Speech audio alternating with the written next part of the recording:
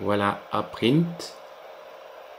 Nous allons ici charger dans cette fenêtre ici à droite un fichier musique.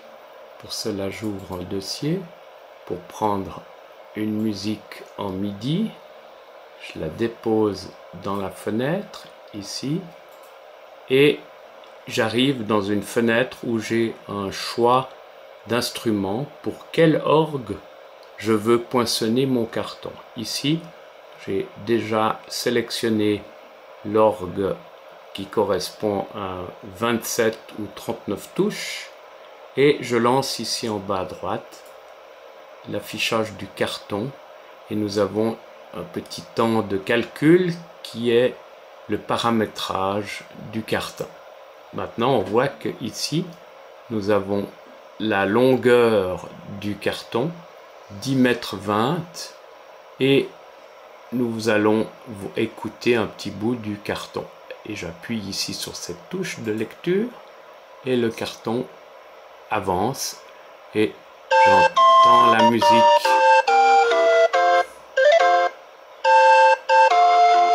Voilà, j'arrête et maintenant je reviens au début du carton et j'ouvre ici à droite la fenêtre pour la perforation. Ici, il y aurait la possibilité de sélectionner là en bas à droite le bon port pour savoir si c'est comme 1, comme 2, comme 3. Là, ça a déjà été sélectionné.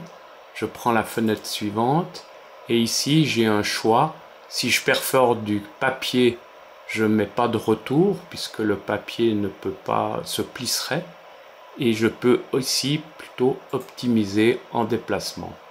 J'ai la taille du poinçon, j'ai l'espace entre deux trous ici pour arriver à faire les petits ponts et j'ai la sélection ici la grandeur, la taille de la fenêtre sur laquelle l'optimisation de déplacement va se faire.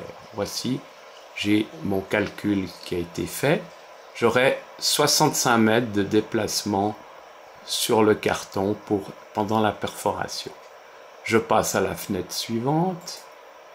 Ici, je peux perforer ou exporter le fichier qui est le code, le G-code, pour perforer ultérieurement. Mais je vais perforer directement et je fais ce qu'on appelle le homing, c'est-à-dire la machine va se placer au zéro mécanique qui n'est pas le zéro du carton. L'offset entre le zéro mécanique et le zéro du carton a été sélectionné ou choisi, calibré une fois pour toutes. Je reviens ici dans Aprint, j'ai fait le homing, je passe à la fenêtre suivante où je peux sélectionner ici le poinçonnage. Voilà, donc les différents trous passent en jaune une fois qu'ils sont perforés et la fenêtre vous montre l'avancement du carton. Vous avez ici 40 minutes environ de perforation avec la longueur du déplacement que va faire le carton et le poinçon. Ici, vous avez la vision de la tête de poinçonnage et je vais glisser un carton au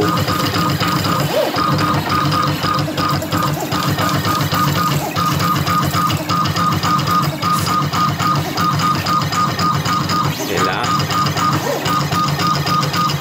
la boîte d'avance pour le carton,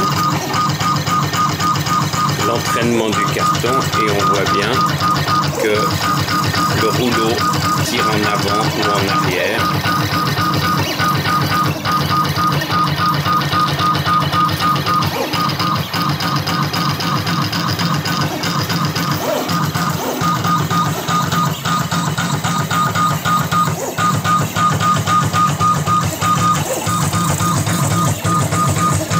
Nous avons ici l'affichage l'affichage du nombre de trous effectués.